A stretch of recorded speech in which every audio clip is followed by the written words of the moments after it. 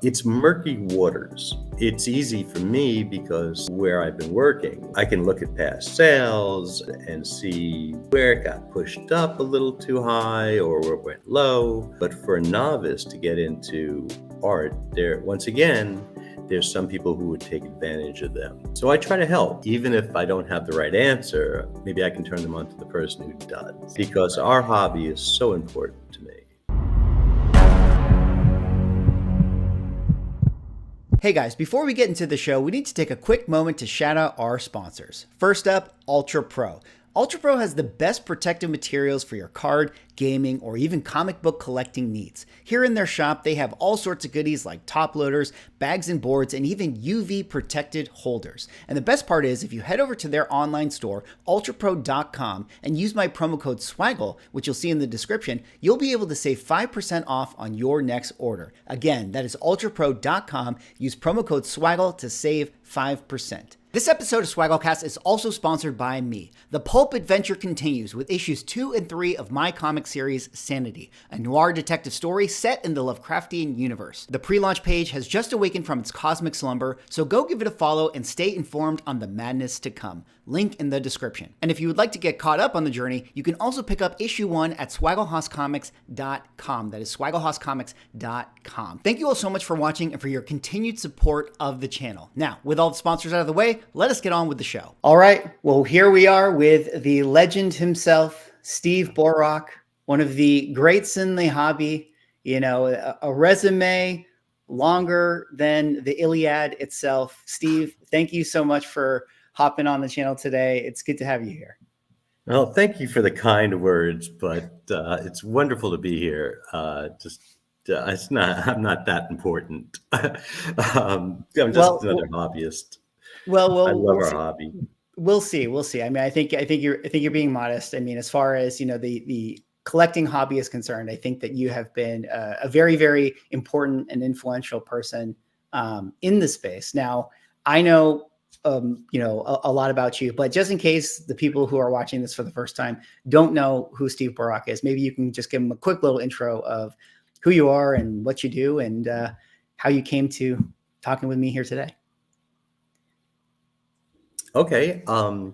Well, how I came to talk with you today is you reached out to me, Sure. which was really very humbling and nice. I've been a reader since I can remember.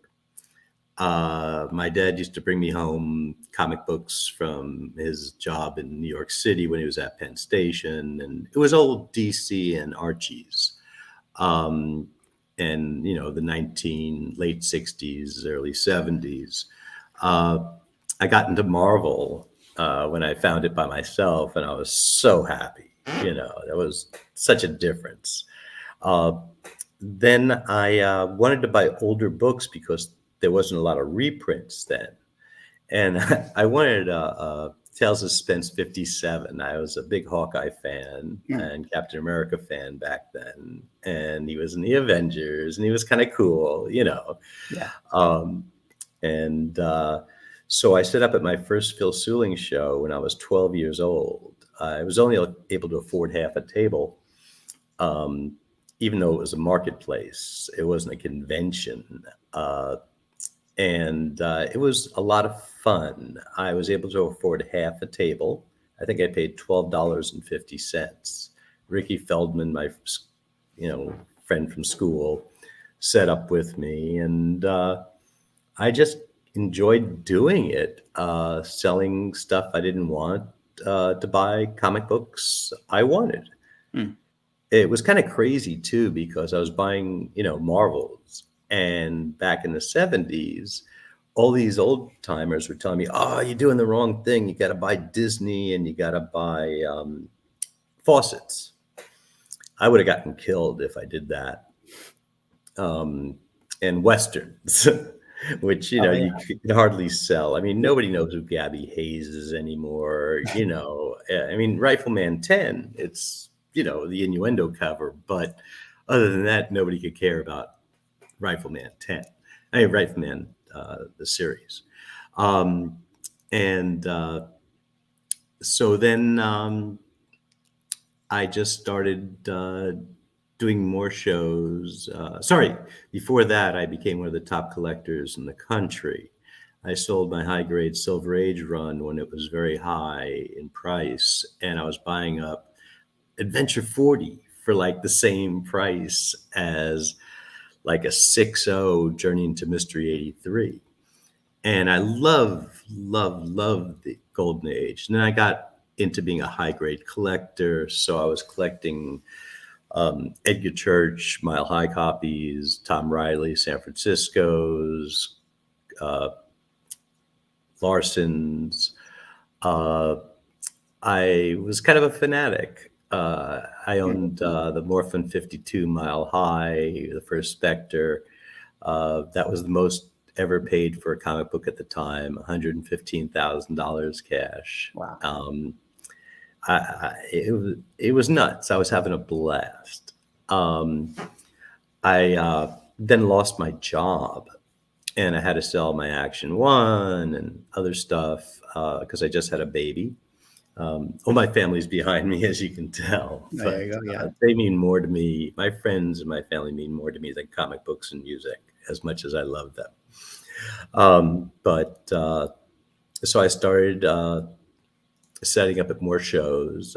Mike Carbonero's Big Apple was fantastic. I did San Diego, Chicago, whatever. But it was always about the friendships. I really enjoyed that. I still have friends that I've had for 30 years, 35 years. It's wonderful.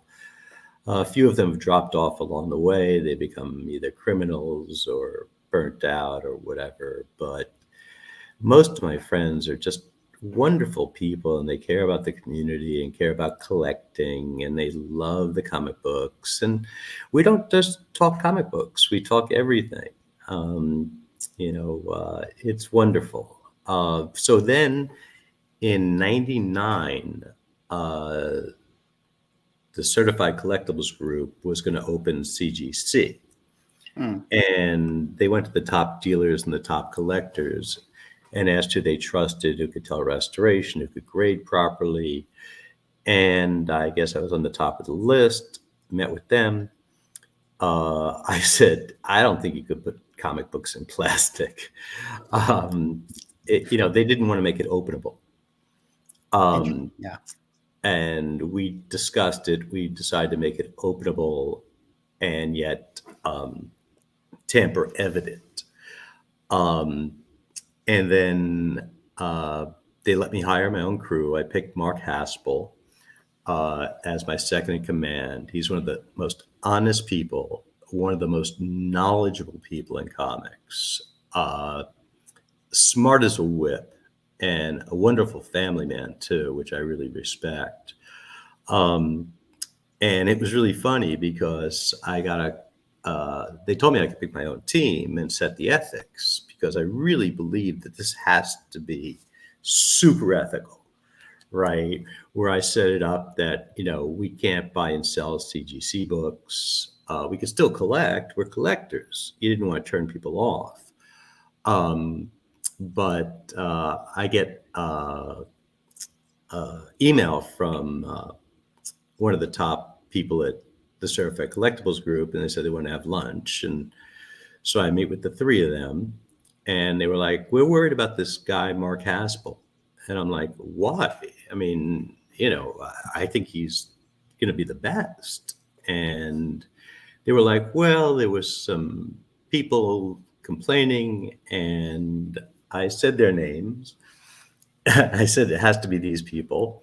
And they said, oh yeah, how'd you know? I said, because they don't like him and they can't buy him off. And they can't push him around. So, and these are big players out of New York. It was not right. But they let me pick Mark, and then Paul Litch, who became, integral. And then the rest of the crew, and the ethics were great. It was really good. But then there was the Jason Ewart scandal, where he was micro trimming books. Well, let me pause you on that one for a second before we get into that, because it's interesting. I mean, you were one of the founding people, of CGC Comics, and you talked I about set the standards. I set setting the standards, setting, grading the standards, grading and all that the stuff. ethics. Right. Obviously, it's interesting timing to have you on here because in these last few weeks there's been such this scandal or whatever. Oh yeah, it's been horrible. Kind of with the Holder thing. I guess let me just pick your brain on that. Like, what's your feeling on it? Do you have any thoughts on it? Like when you heard about it, like you got any like feelings on it as a former? Well, just like I did with Jason Ewart or that guy Greg White who sells restored books as unrestored and won't take them back. Wherever there's money, big money, there's going to be somebody trying to scam the system because they're greedy and they're thieves, and I hate thieves. I'm an old hippie. I believe in treating everybody really well. But this thing that's going on right now, I think people are making a little more about it than there should be because CGC has really stepped up to take, precautions. And like at Comiclink, where I'm the senior consignment director, we have a list of all the books and their serial numbers. So we check them as they come in. We want the hobby to be safe. There's some people who won't do that, but that's their problem. I sleep at night. Right. And I think CGC is smart enough. I mean, Matt Nelson's the president right now, good friend, very smart guy. They're going to make sure that this can never happen again. If you have a mousetrap, somebody figures out how to get through it. So you have to build a better mousetrap. Right. But the community is really involved, and they're the ones who catch all this. And it's fantastic. Like, 98% of our hobby is wonderful, but there's always going to be the 2%, whether it's any business, any hobby, that are thieves or don't only care about themselves and their personal wealth and their personal egos and things like that. It's never going to stop. But you just have to be vigilant, and you have to be able to deal with the people you trust. Right. And I do have some amazing long-term friends in this hobby that I would trust implicitly, like Steve Cybra. He's out of Seattle now. He was from Montana. One of the nicest guys you'll ever meet, and doesn't care about the money, just cares about the comics and the camaraderie. So I'm going to see him when I do the Seattle Con, Emerald City Comic Con, at the end of February. So I'm really excited. Oh, nice. Yeah. Can I ask you about the security part of it, especially since like when you guys started and started with the grading and stuff? Like, I find it interesting because like you said, I think there is clearly one side of the community that has probably pushed this thing as like being way more of a conspiracy than it really is. Right. But on the same side, I think clearly it's like, I mean, it's a little concerning. Like, it's horrible. It's not. It's not a little concerning. It's bad. Yeah. But if it's caught, right, then you can change how everything is done and make things better, because everybody makes a mistake. Of course. Right. Yeah. Whether you want, whether you try, it was because you didn't know enough or because you thought this was the best idea. And sometimes you can't see the forest for the trees. Nobody expected this. I didn't.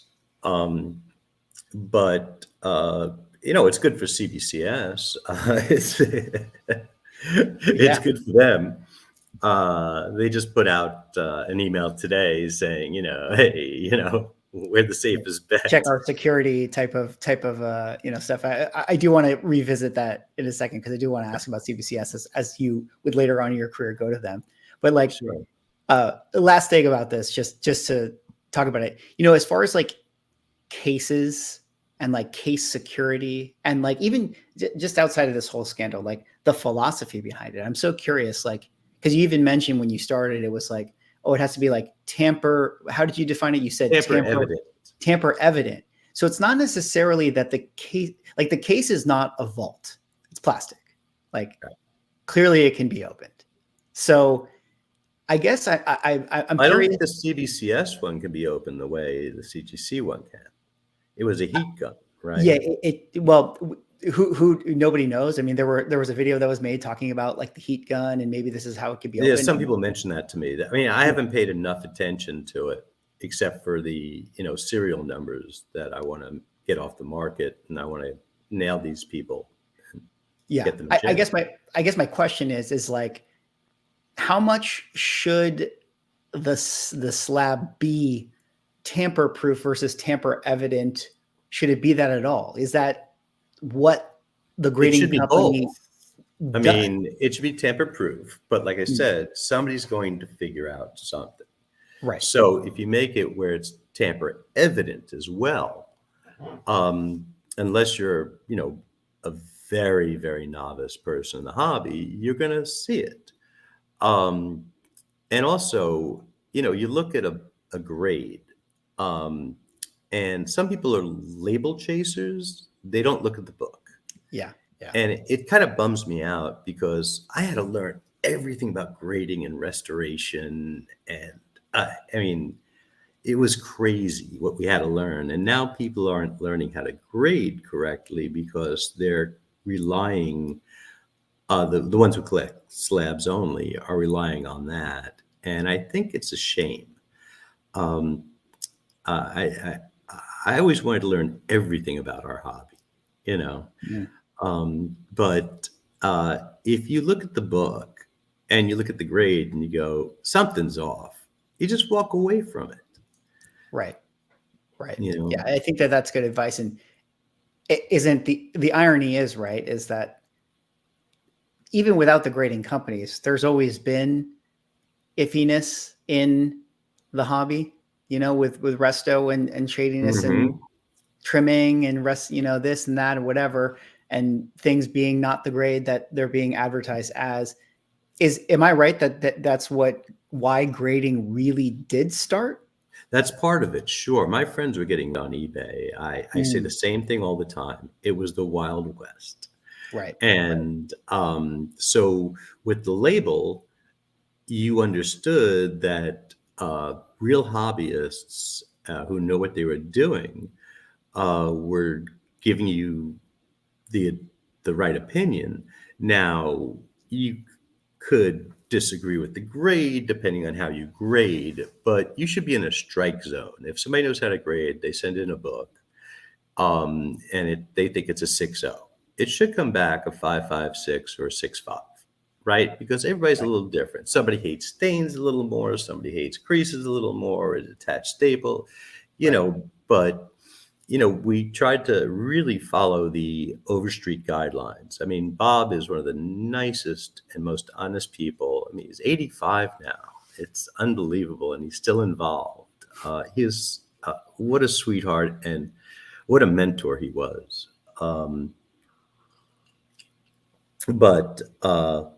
So the only problem I think we did wrong was having that purple label. People call it a plod, purple label of death. Yeah. Right. I've had the plod video before on my channel. Oh, cool. Yeah. So when we opened CBCS, we just put restored in big letters or conserved over the grade, and then on the label listed everything. Because people aren't stupid. If there's writing on the label, then it says restoration includes, and it says it's restored or it's trimmed or, page missing. We decided not to go with a green label, a qualified. People don't like them. We went with a straight grade. The reason we went with the qualified originally was a few really honest dealers, like James Payette. He would put out a catalog and say 9.0 except coupon clipped on 5th page doesn't affect story. And we thought that was kind of cool because then people could make up their own mind on what they wanted to pay. Right. But with the purple label and with the green label, people just shied away from it, which is a shame. It kind of has it evolved into a scarlet letter a little bit. Exactly. Yeah. Exactly. And, you shouldn't pass up a book because it has a defect when it looks so beautiful and you can pay half the price. I've done it. I'm like, well, okay, I don't have this issue. This coupon's been filled in, but it doesn't matter to me. It's kind of a piece of history in a way when a kid filled out a label, a coupon. Yeah, no, totally. It's like, somewhere out there that was a part of the time. They had Marvel value stamps and kids would cut them out, and that was just Absolutely. of the time. Yeah, I did. Yeah. I mean, how many Hulk 181s are ruined? Right. Well, I want to ask this a little bit about the grading thing. You kind of mentioned it. Obviously, Matt Nelson had an interview talking about the Reholder situation and that whole thing, and he had a little comments talking about, within the context of the interview, talking about 9.9 pre-screens and 10.0s and stuff like that, and everyone was like, what, lost their mind. And we don't need to talk about that part, but what I am curious is, when you guys started the grading system and came up with this sort of numerical version, which I think, if I'm getting this right, was a deviation from the more common letter grade version. And then 9.8 sort of became like the effective 10.0. I'm curious, like, how did this even start? And why did 9.8 become the best book? Like, why wasn't it just like, no, let's just make 10 the 10? And but 9.8 became 10s. Like, how did this all begin? It isn't really like that. It's just that 10s are unicorns on old books, and 9.9s are as well. It took me a while to figure out what's a 10 and what's a 9.9, but 9.8, the nomenclature is near mint. I never graded a book that high when I owned comics, even though they've gotten that grade since I sold them. I always said near mint plus was the highest I would grade a book, right? Phil Suling used to say, mint is not a grade, it's a flavor. Right. But there are books that are spectacular. There's, I think it's Zip 7. It wasn't coded, I don't think, and it was perfect. We gave it 9.9 or a 10. I mean, that's from 1941, if I'm right. But and then we got in a Thor, a 12-cent Thor, and it was from a warehouse find, but it was perfect. We gave it a 10. We couldn't find anything wrong with it. What I'm seeing now in grading is that they're getting tighter with moderns. If you have one spine stress that breaks color, you're not getting a 9.8. Well, if it didn't have that, it would be a 9.9 or a 10. I'm not super happy with what's going on. I don't know if they're saying that grading companies and collectors are saying that, I don't know, that there's too many hitting the census. Maybe we should kind of back off, not to hurt the market. But the market sets itself. Nobody should be setting it.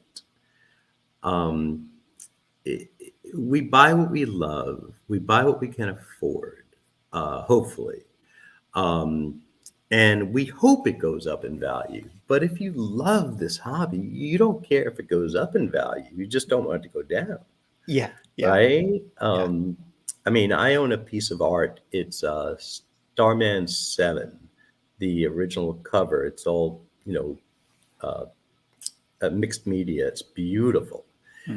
I paid, I think, $1,800 for it at the time. I think it's worth about $8,000 right now.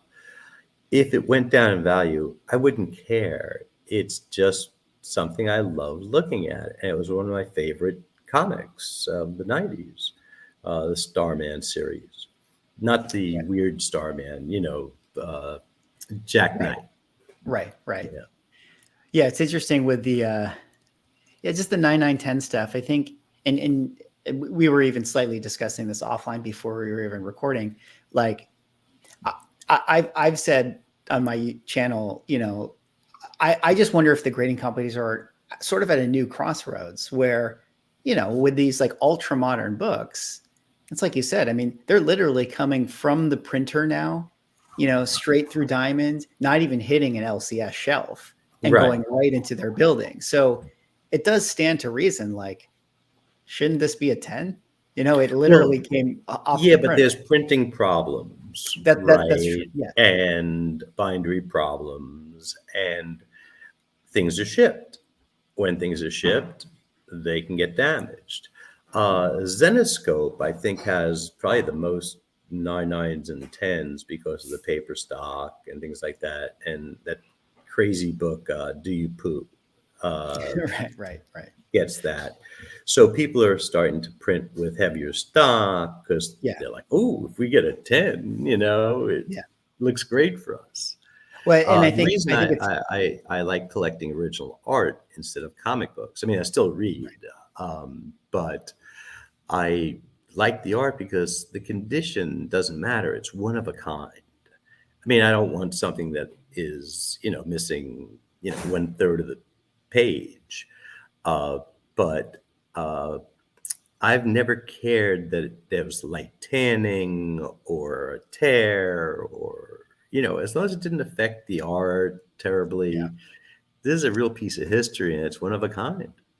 well, yeah, that is the nice thing about art is, if you have a little coffee stain on it, it's like that's just the artist, spilling their own coffee or Yeah. But trying to, also you can get, you can remove it. You you're can right. lighten it. And nobody cares about the restoration as much in original art. I mean, if it's heavy restoration, of course, it has to be noted, but nobody cares if you, lighten a coffee stain. It just makes it look better. You didn't affect the art. You didn't really change anything that was significant. Right. So it's just a whole different collecting world, and I like it. I'm Yeah. going to OAX next weekend, which is Bill Cox putting on this thing. I think there's going to be 50 major artists and every major comic dealer in the country. And I'm not just going for Comiclink to take consignments and meet people. I'm going to be a fanboy. I am so excited. I'm having dinner with John K. Snyder III and Jim Food, both great artists, Thursday night. I'm going to be in fanboy heaven, and I'm 60 years old. I feel like I'm 17. Yeah. Well, that is really cool. I mean, that's definitely the best part of the hobby. And the art, the OA community, I feel like comic collectors are super tight, but then the OA people are like, I don't know, just every time I hang around a bunch of original art collectors, they're just so, buddies. It's such an intimate thing because it is so much more niche. And in that space, because there's only one piece, I mean, Right. Steve, if you own the one piece that I want, I mean, we Sure. better be friends, Right. Not just that, but I mean, it's murky waters. There's no real Mm. price guide, Yeah, true. right? Uh, it's easy for me because where I've been working, whether it was Heritage or my comic shop or now my Comiclink, I can look at past sales and judge things and see where it got pushed up a little too high or where it went low. And it's okay for me, but for a novice to get into art, once again, there's some people who would take advantage of them. Right. And so I try to help. I'm always around for advice, even if I don't have the right answer. Maybe I can turn them on to the person who does, Right. because our hobby is so important to me, and it's important to so many people. I never want to let them down. Yeah. Yeah. No, it's definitely great. And again, it, it's so important, to pay it forward to people, I think, in this hobby, Absolutely. because it is so intimidating. One of the things I think about all the time is like every time I go to a show, I'm reminded like how daunting it must be for a new collector to just walk Exactly. up and down a vintage aisle and just be like, so where do I start? Right. And if you don't have the people that can be like excited and bring you in and say, hey, well, let me tell you about this stuff. And that's not trying to just directly sell you. That's just genuinely trying to share with you.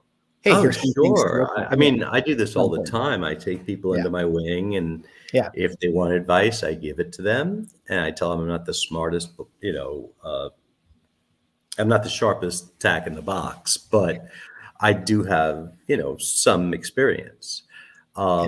And I've been dealing with this young gentleman whose name is Zach. I cannot remember his handle on Instagram or Facebook, but um, I walked into Charlotte, the last Heroes Con, and as I was walking in, this guy stops me and he says, "Hey, Steve." And normally I'm bad with names, but I'm good with faces. I couldn't recognize him. And he said I helped him so much at a convention, showing him prices, showing him stuff uh, that he was interested in, and where to buy and who not to buy from, and how to negotiate and what to look for. Uh, he was like, "You've made me a lot of money." And we hung out during the convention, and then I met another collector at that convention who I'm now friends with, and he was, not a total novice, but he wasn't seasoned. Right. And we Right. become great friends, and I showed him what to buy and what not to buy, because either it was overpriced or it was underpriced, and buy it. Right. you know. But I also explained to them, if you don't love what you buy and you can't afford it, don't get it. Don't speculate. I mean, you can speculate on an Amazing Fantasy 15. You can do that on an Action 1. I mean, Batman was the first Joker and Catwoman. I mean, it's a no-brainer. They're always going to be part of history. Uh, but do you poo might not be, right? I mean, maybe it will be. I have no crystal ball, but none of us have a crystal ball. Yeah. Yeah. Yeah. Absolutely. Well, I do want to talk more original art stuff with you, and we're going to look at some previews in a bit. But before I get there, just going throughout your, resume here, you went from CGC, you went to CBCS. No, I no, I think went to Heritage. oh, excuse me. You went to Heritage. Yeah, I brought in the Maggie Thompson collection, all that I broke up in the modern market, the McFarlane art, the Miracle Man art. They Okay. thought I was crazy. They were like, "What are you doing, promising to cover the catalog?" And meanwhile, it exploded, you Right. know. Right. And I So you, convinced Doug Schmel, Pedigree Comics, who has his own auction site, to sell his collection through us. That was a wild thing, but it was great for both companies. So it was good. right.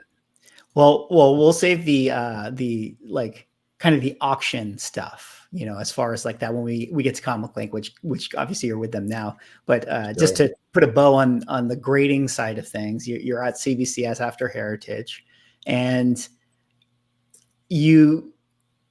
I think where I'm curious about it is one in going over to CBCS, what was their MO as a grading company, say compared to CGC, or why work there, and what was the thought process in building up that company? And Well, yeah, I understand where you're going.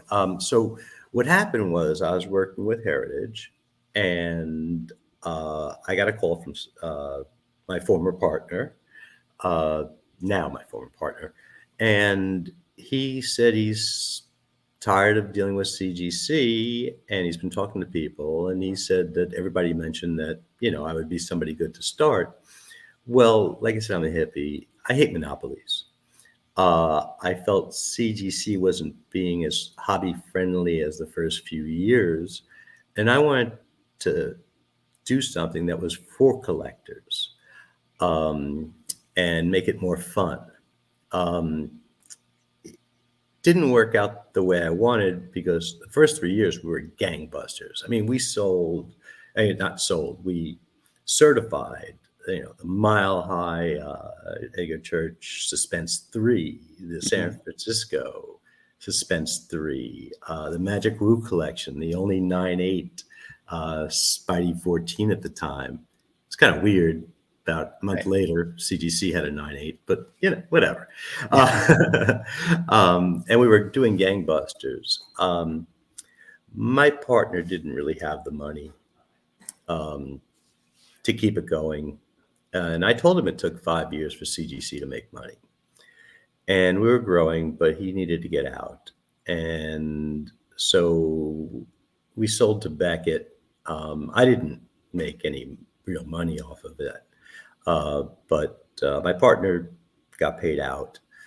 But I had to move to Texas. And once Beckett took it over, they had this management that's not there anymore. They were terrible. They wouldn't let me do what I do best. They didn't agree with my policies. They didn't want me going to conventions. It was pretty brutal. Now there's a new management there, and they're doing really well. They have a lot of smart ideas. They're bringing back all these ideas I put into place at the beginning. It's about time. Yeah, I mean, and like our first label was kind of cool, and then they destroyed the labels until this new one, which is fantastic. I really like it quite a bit. I'm sure some people will say that they don't, but I think it's great. I really like it. Steve Ricketts worked very hard on that. He's a really good guy. He runs the pressing, but he does a lot of other stuff, and he's been a fantastic friend. Without Steve Ricketts, without Wes Steffen, without Joshua Mann, and Paul Figueroa, and of course my darling wife Pam, we couldn't have got it off the ground. But everybody worked real hard for the hobby, and that was what was important. Yeah. Well, it's interesting. I think people overwhelmingly in the hobby want competition, right? They want different grading companies to exist so that everybody gets a better product, Right. But PGX came in and they were just thieves. Yeah. It was terrible. I couldn't believe people were buying them. I mean, it was horrible. Faking signatures, overgrading books, doing deals with certain friends. It was horrible. It was so bad for our hobby. Yeah, absolutely. Because I think clearly the reputation that you have and the standard that you hold as a company is really everything. It's everything. I mean, especially when it comes to the grading side of it, right? Because it's like that's so important. And I think people have just been a little bit, I don't want to say frustrated, but wondering why maybe in the wake of this CGC thing, like, hey, CBCS, like you should come out and like make a statement, like, this stand for right. But you you don't sound good bashing somebody else. Of course not. Yeah. You look bad. I think CBCS is doing a fantastic job now. I mean, I left because they weren't, but it's all new management, and they really want to do it right. Right. And I've consulted with them, just like I would consult with CGC. That's not a problem. I talked to Matt Nelson. He's a good friend. He's a great hobbyist. I talked to Matt Nelson too a few times, and he's a really, really stand-up, nice person. Every time I've talked to him, very nice guy. Do you think there's ever a world where prices in the secondary market would just equalize, or is CGC too big to fail? Like, do you think there's ever a world where CBCS would be the go-to company or some other grading company? Look, Swagglecast's grading it could company. happen. I mean, I was happy being Pepsi the first 3 years, right? Pepsi makes a lot of money. Pepsi does great. They don't Pepsi's care great. about Coke, Right. right? And Coke doesn't care about Pepsi. Well, I mean, they do, but you know what I'm saying? It's not crazy. But nobody cares about RC Cola, right? Right. They just don't mention them. So I think the only two legitimate grading services right now are CGC and CBCS. CGC has a lead, especially because I've been asking CBCS to put a registry together since day one. Mm. And when people are competing against books, it helps bring the price up. And also, they were the industry standard. My reputation helped. The grading, people loved most of the time. And we were hobby friendly. Somebody would come in with books that they didn't know what they're worth. I would take the time to come out and I would say, look, these books do not certify. You're going to waste your money. These books are iffy, but these books are definite. And that worked well because people knew we actually cared instead of grabbing the money. Right. Right. Well, I definitely hope, like I said, that the competition is there and that the products get better. And I'm happy that CBCS got a new label because I think it's objectively better. But hey, grading companies, that's their problem. Right. Now we're in the Comiclink, auction house world. We have a few preview stuff that we can kind of share. There's some Comiclink auctions coming up soon. Well, we have one running right now, yeah. But we have the big one coming in February, and it's going to be unbelievable. Should we go over a few of the little things that we have here? Sure, whatever you want to do. Yeah, let's talk about it. So what is this? So who are these guys? Oh my God, this on is the left Josh right here? Nathanson and I when CGC first opened and Comiclink was still new. Josh and I became fast friends. My daughter calls him Uncle Mark. We both had hair then. But we've been best friends since '97. And we've always talked about working together. It just never worked at the time for one of us or both of us. And when I wanted to leave Texas, I didn't love the state. I didn't have my grandkids around or my daughter and stuff like that. And so I wanted to move back. And Josh was like, sure. Right. My comic shop wanted somebody in-house. But all I need is a computer, pen, phone, and a pad. Right. And make airplane, reservations and hotel reservations. Right. I don't sit behind the table a lot. I walk the floor and I meet different people and I talk to my friends and I stop by each dealer and say hello, even if they don't do business with me. I've been friends with them for a long time. But I've been able to take away a lot of people from other companies, consigning to other companies now that I've joined Comiclink. I mean, it's a straight 10%.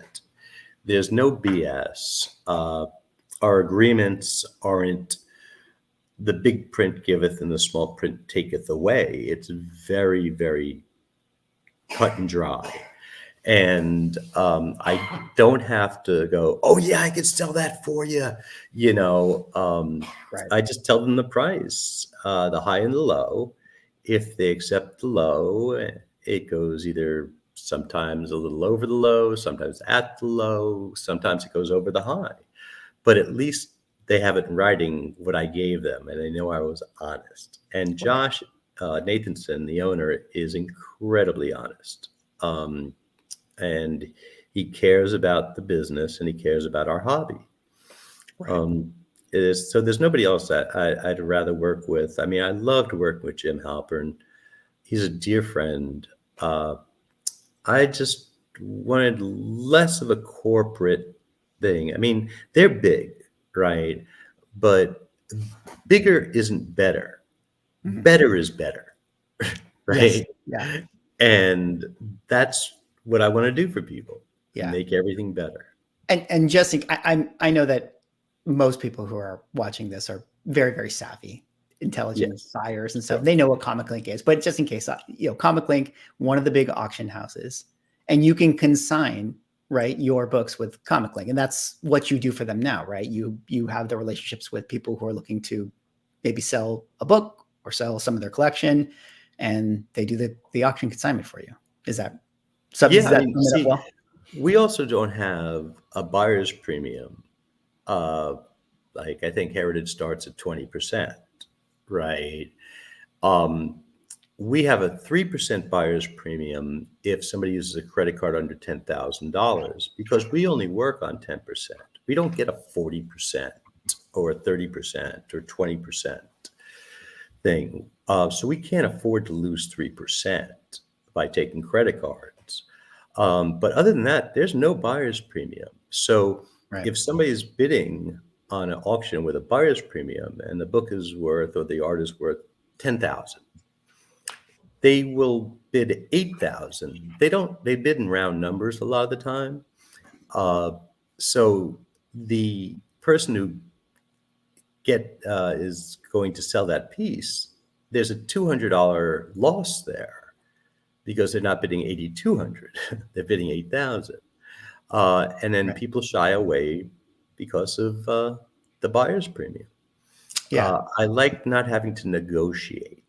At other places, you negotiate the deal. Mm. Right now, it's like, look, this is 10%. Here's here's our results, Yeah, yeah. It's and very, very most of clear. the time It's they're like better this. than others. Yeah, Yeah, yeah. it's a great company, and there's guys, Douglas Gillock, who's been there forever, and smart as a whip. He's just fantastic. Right. Can I ask this about Comic Link? I think it's interesting.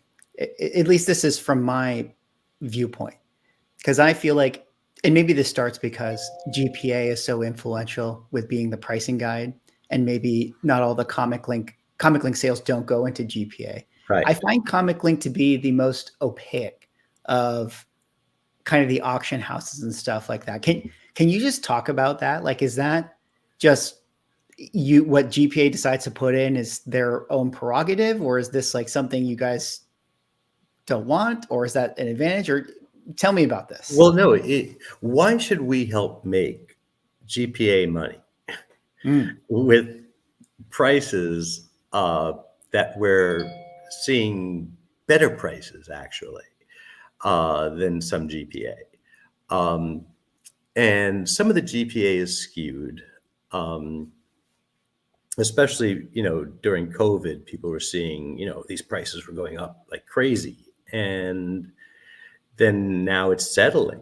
And people who bought, especially like the Promise collection, a lot of it's selling for 25 to oh, yeah, 40% less yeah, than it's sold for. It, it's proprietary information. So I can show somebody that I beat this auction house and I beat this auction house, or Comiclink has, I should say. Um, it's it just doesn't behoove us to help that way. If somebody comes to our booth, we give them, the average or what we think we can sell it for. And this way, if they say to me, well, the GPA sale was this, and I was like, yeah, well, that bidder's out. So if it was two right, bidders and it went from 6,000 to 10,000, that other bidder is only going to bid 6,000. right, yeah, yeah, So it's making it like the stock market. Um, I was really into it when it started. We needed something at that time. But now you have other places that are tracking stuff. And the prices are all over the place. So unless you're really in tune and you're really watching, these places could hurt you, not just help you. Yeah. I mean, it's in a lot of ways, we'd love it to all be perfect and you could follow every price accurately and everything, but it's the collectible Wild West, right? I mean, any given Right. sale. Well, I mean, I think, they GPA does eBay, and we all right. know how many people shill their own stuff. Sure. Sure. It's very It's easy to do that. Yeah, it's tough.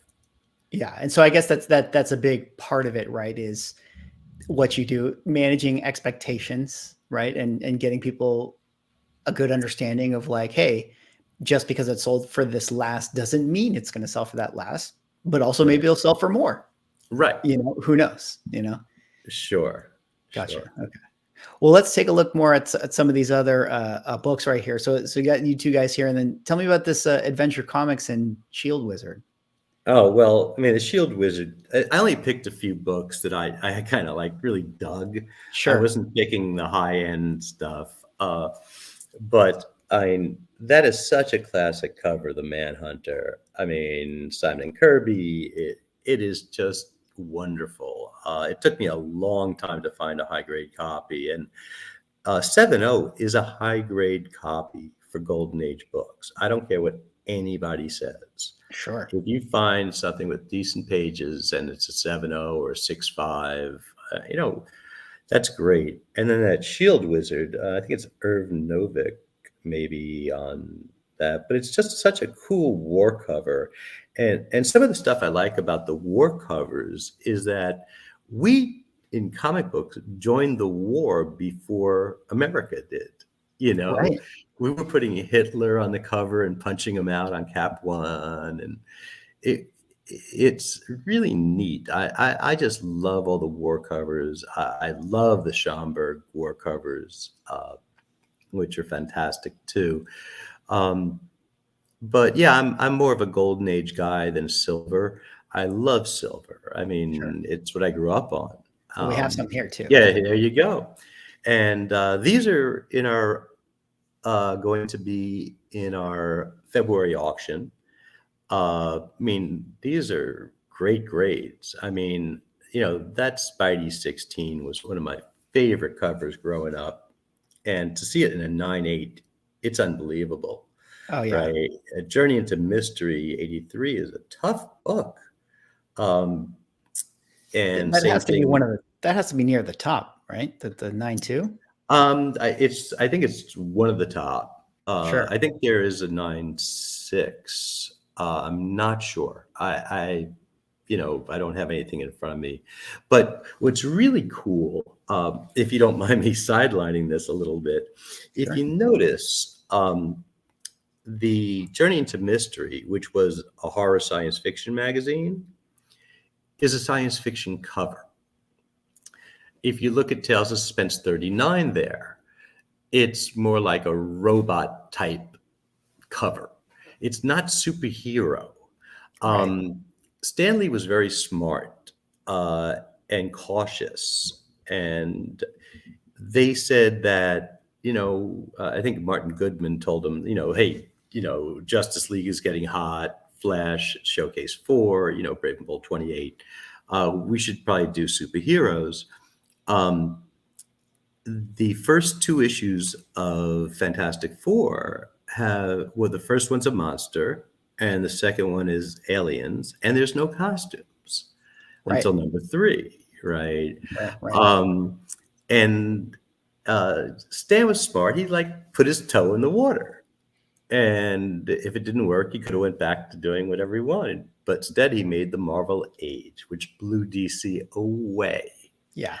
Um, I think that's one of my favorite things as you go back and look at comics, even from like the late 30s to 40s, and you just see how everything transitions. It goes through the war, and then the war's over, and now we're into the Cold War stuff and right, atomic and then age, horror and science horror, and fiction. yeah, and then you get Sure. superheroes. So it's really really cool to see, the transition, and as you put two and two together, you can clearly tell that there was conscious choice of them being like, hey, we need to shift gears. Yeah, I mean, DC was brilliant with Showcase 4 and Brave and Bold 28. I mean, they knew that people knew these superheroes, right?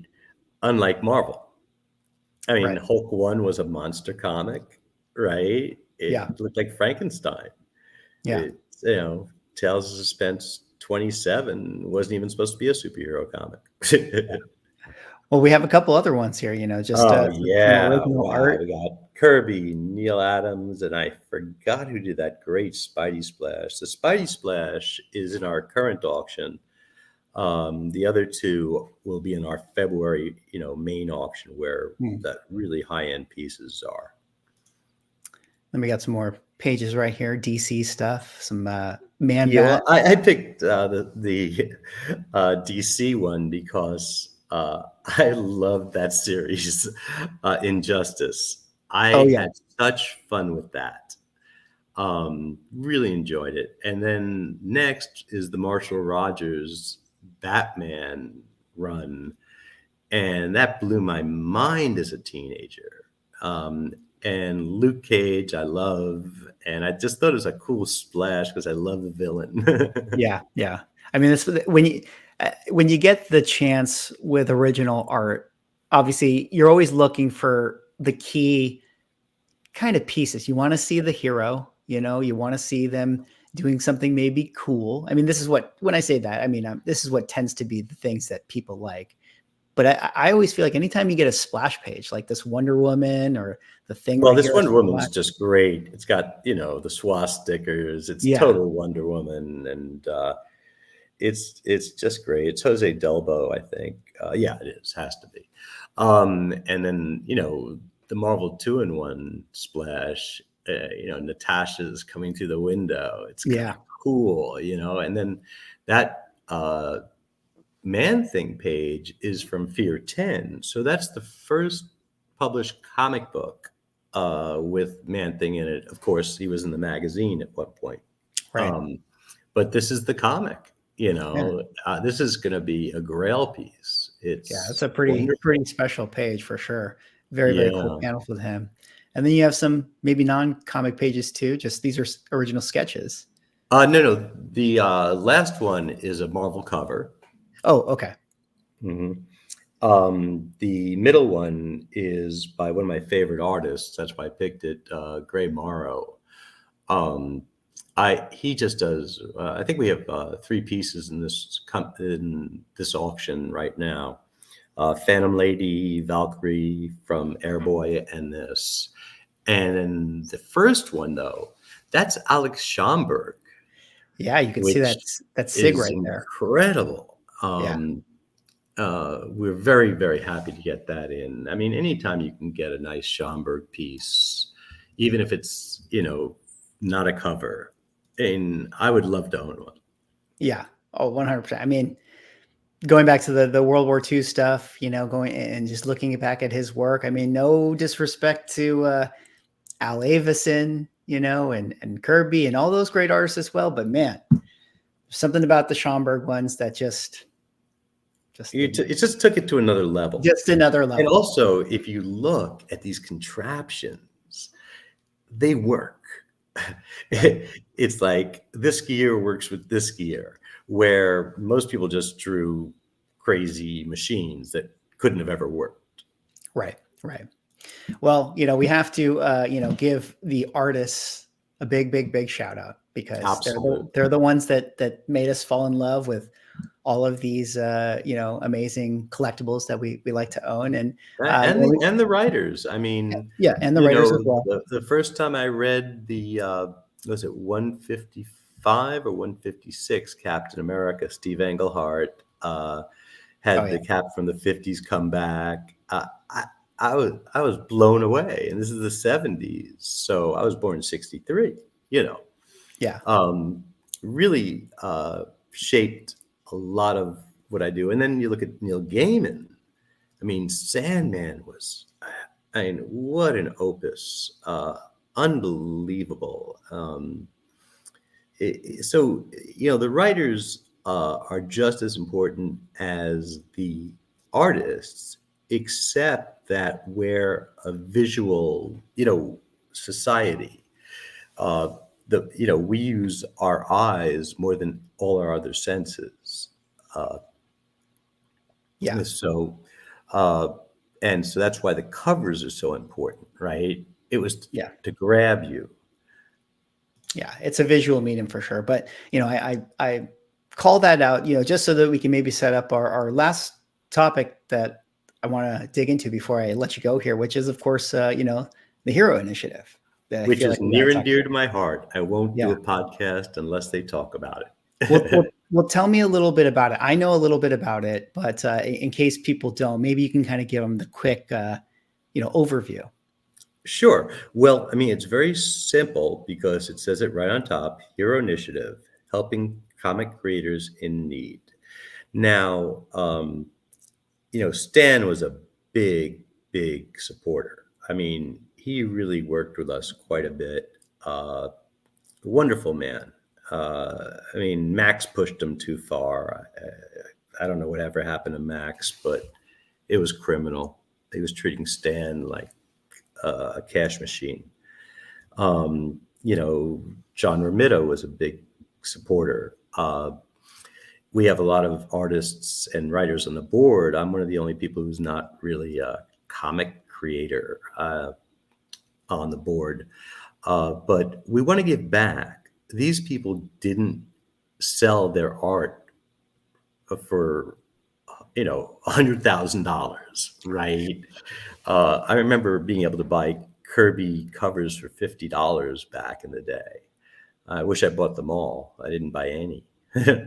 But, I got to sit and talk with Jack and Roz back then. It was really nice. And so same thing with the writers and inkers. Uh, we pay for hospital, housing, food, Ubers, whatever they need. Jim McLaughlin is the president, and he's so into this. And Christine's as well. She's vice president, I guess. I don't know. But the money goes to where it's supposed to, which is really important. So, and I've said this on almost every podcast, if I needed charity, I would accept it. So why wouldn't I give charity to the people who help me make a living, help me have so much enjoyment when I can? Yeah. My time and my money. Yeah.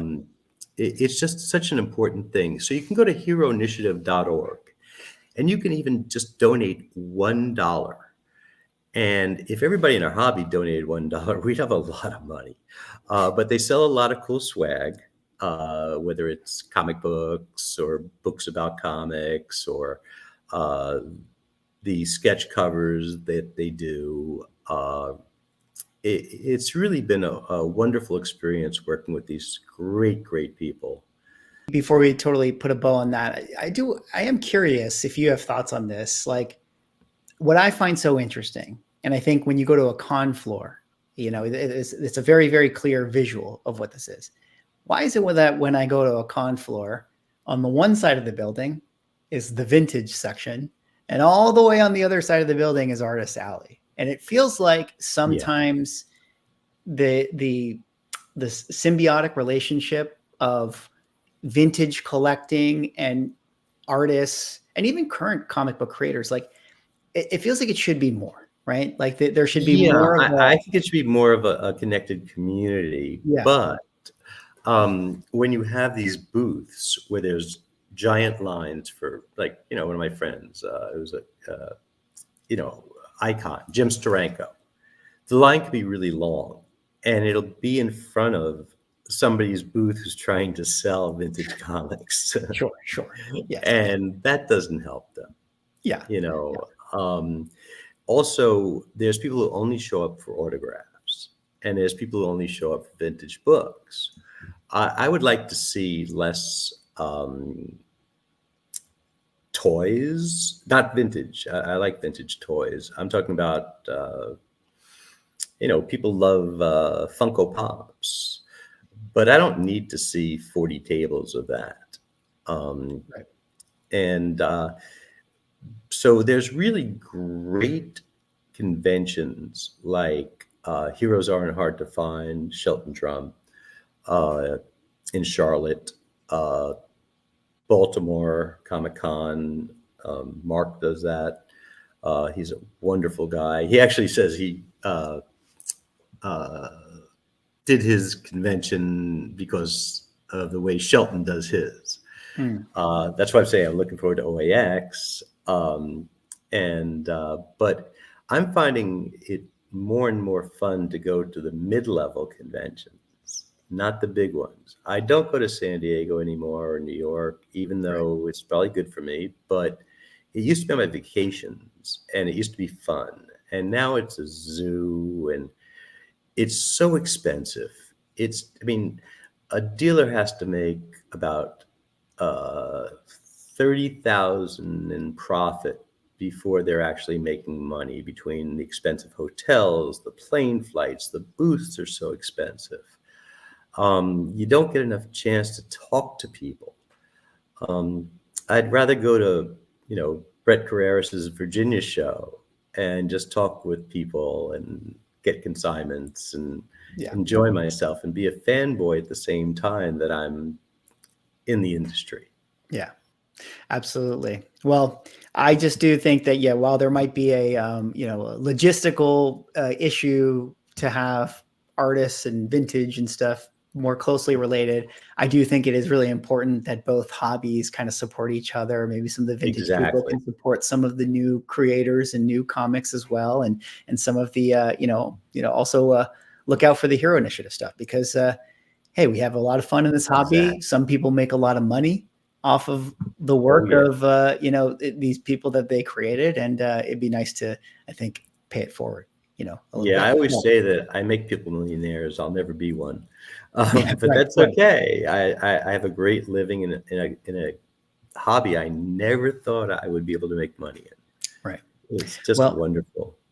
Yeah. Well, Steve, I know you're a busy person, and you got an auction tonight, so I'm going to let you go. But maybe in case there's people out there that would love to, stay in touch with either you or Comiclink, where's the best place people can find you or reach out to you, and maybe you can leave them with some of that information? Well, anybody can call my cell phone. I have it on all the time, and I'm happy just to answer questions about the hobby. I like meeting hobbyists. I'm on Instagram. I'm on Facebook. You could always go to, comiclink.com. I mean, that's the place, and my email is easy. It's my first initial S and my last name, Borock, B as in boy, OROCK, @comiclink.com. People can always reach out to me. I'm on the CBCS forums occasionally. I like playing this one game where you have to guess the piece of the cover and figure out what comic book it is. I like that a lot. It's so much fun, but it's addicting. So I can't do it all the time. Well, very, very cool. Well, Steve, thank you again so much for hopping on the channel today. Really, really appreciate your time. And, best of luck on all the auctions to come. And we'll see you on the next show. And I really appreciate you having me on. And I appreciate everybody who's watching. You all are great. Be well and happy collecting.